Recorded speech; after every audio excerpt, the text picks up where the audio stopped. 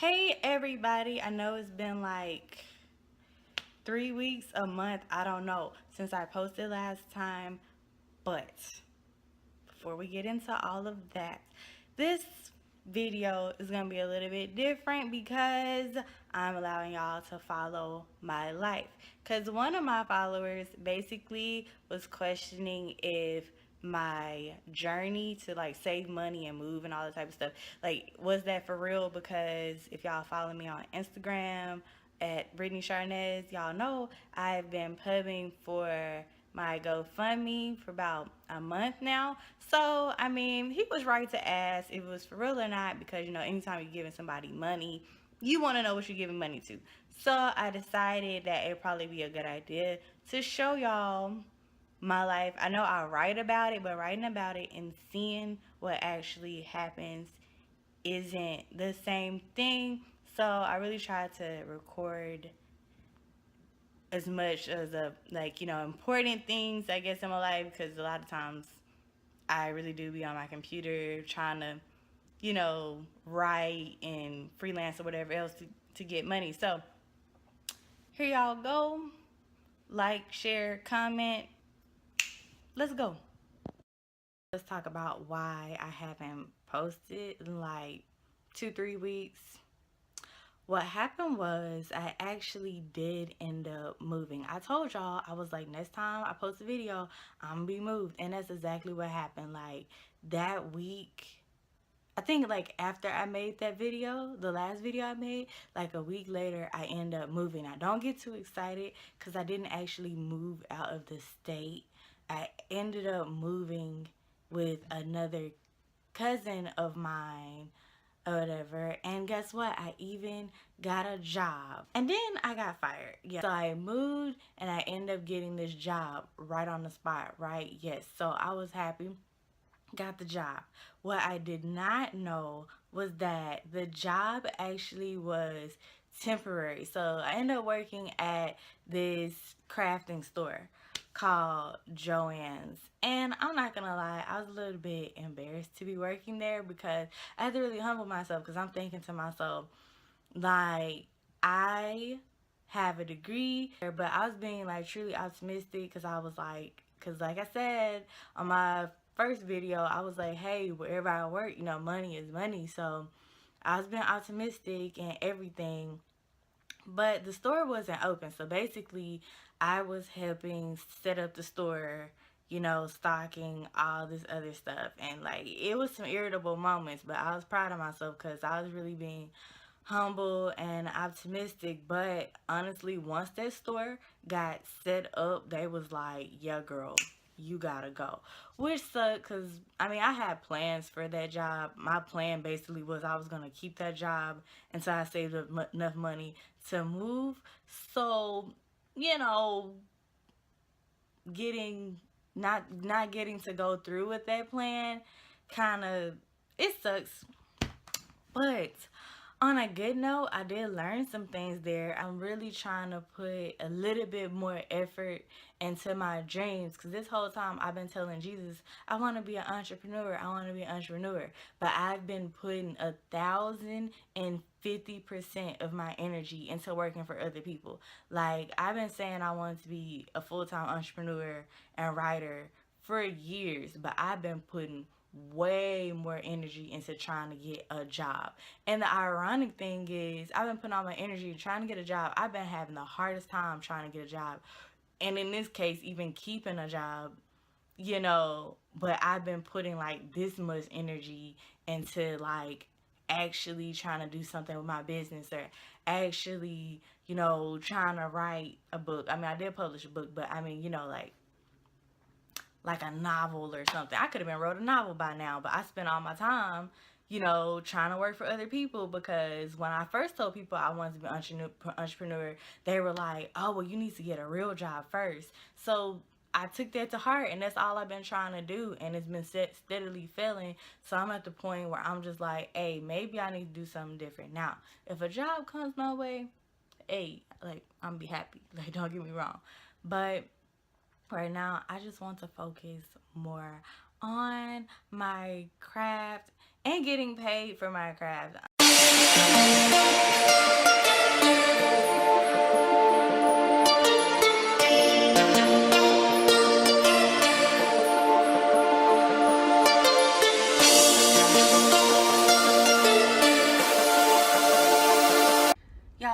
these last few days have been rough. I come to the realization that going after your dreams takes you to transform mentally.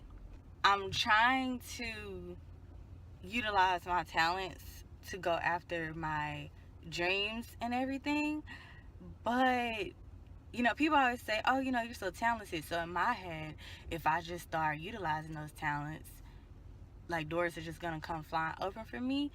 And truth is not that simple. There's actually steps that need to be taken, and I guess sometimes I get really frustrated because I will read blog posts that says, oh, well, I just up and decided to be a freelancer, and after 3 months I was able to quit my job and make thousands of dollars in 1 month.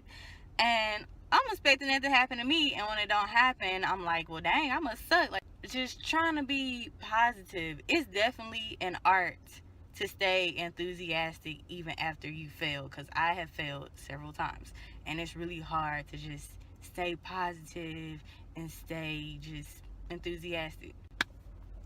Not only that, y'all, but listen, my previous job has been making me upset. So I was supposed to get paid Friday, right? Today's Wednesday. I'm upset because when the lady told me that, okay, she wasn't going to put me on the schedule anymore, I was really nice and polite. I was like, okay, well, can you let me know, when will I be getting paid and everything, and how will I be getting paid? And she kind of acted like she had an attitude. Maybe she was taken aback, but, you cannot put me on the schedule all you want to, but you're going to give me my money for what I work. So she was like, oh, well, however you signed up for be paid, it's gonna be paid that way Friday. So I signed up for direct deposit. Friday comes, not in there. Friday, Saturday, Sunday, Monday, Tuesday, I'm steady checking my account. I'm also checking the mailbox. No check.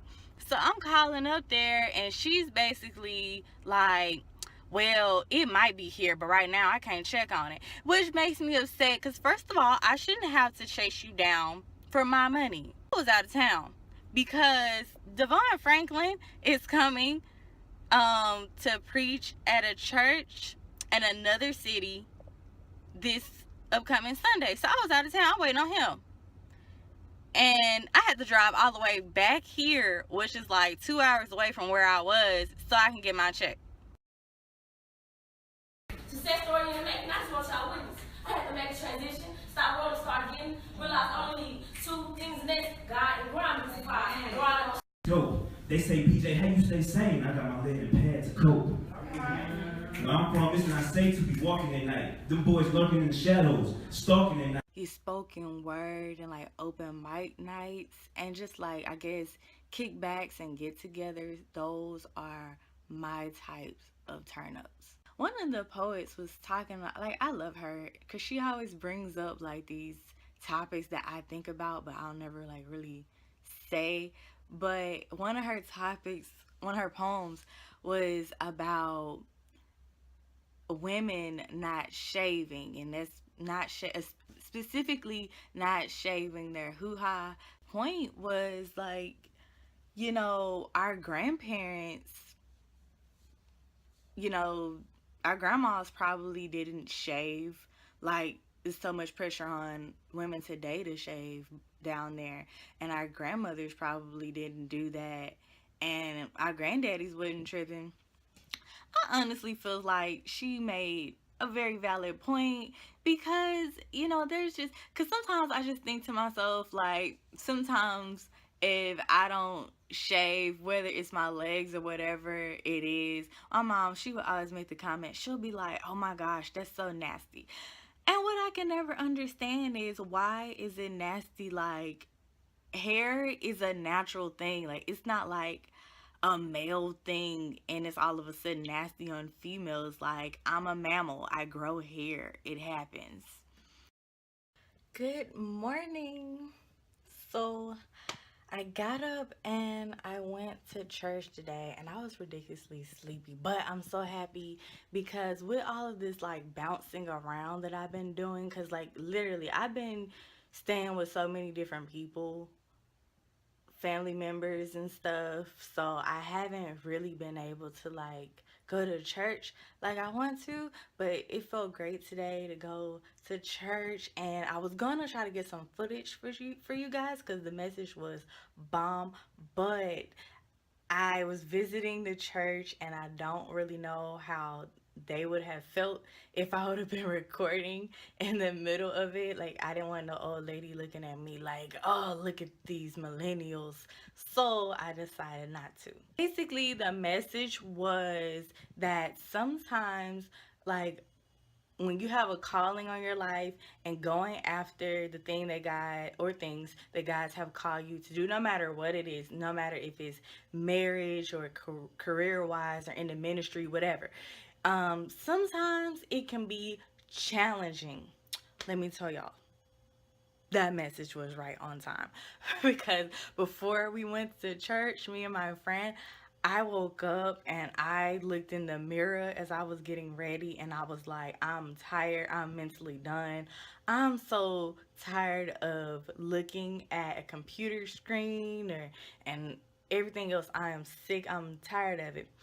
And when we were in church, basically what he was saying was, don't quit. He was like, when you have a calling over your life, you're gonna have this feeling in your spirit that no matter how hard you're putting in an effort and you're not seeing any results, that no matter how many people come up against you, that you're gonna have something in you that's telling you that you can't quit because there's no other options. To be honest, y'all, that is oh, sorry about the lighting. Anyway, to be honest, y'all, that's exactly how I feel. Like, I am so tired of this journey that I'm on. Like, people message me and say, oh my gosh, you're such an inspiration.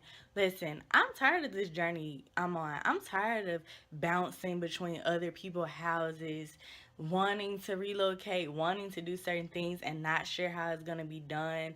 Um, Feeling like my eyes are going crazy because I'm always on the computer. People think I'm just playing on the computer when I'm really out here doing research, doing work, everything I can. Um, I'm really tired of it, but I feel everything within me that I can't quit. I don't feel like quitting is an option. I don't know how else to describe this feeling, but it's just like I literally feel like giving up is not an option. And he was talking about like it's okay to weep sometimes. He was like, when Jesus had his purpose, which was to die on the cross, Jesus weeps, and just if Jesus is weeping, it's definitely going to be okay for me to weep. And let me tell y'all, I cry a lot. Like, I have cried so much, and I like this few months, like I've cried so much. It's been some days where I just like literally just lay in the bed, and then I feel guilty because I feel like I should be working towards my dream and not laying in the bed. But I just cry because it's so difficult. But he was just speaking life. He was like, hey, it's okay if you cry. It's okay if people don't understand you. He's like, the surest way that you know that you're on the right path as far as your calling is when you have enemies and when you have people trying to stop you. But they can't stop you because God is with you. And I'm so happy to hear that, because I'm not going to say I have enemies, but I will say that I have people in my life who don't understand what it is I'm trying to do. They don't understand why I want to move. They don't understand why be an entrepreneur, why not just work for somebody else, why be a writer. They don't understand a lot of this stuff. They don't understand why I really don't go out. Like, I can't even talk. I legitimately, I stay inside the house. They don't understand why I am 22 and my other peers, people my age, are going out. They're having drinks. They're going to parties or whatever else. They're traveling, and I am in the house, seemingly just playing on the computer. They don't understand why, but they can't see the vision that God has given me. So it was a bomb message. It was right on time. I am hoping that this upcoming week that it'll be a very purposeful, eventful week. I know I'm gonna have my hiccups where I think, kind of want to quit, but I'm gonna keep going. And if you're watching this, so should you.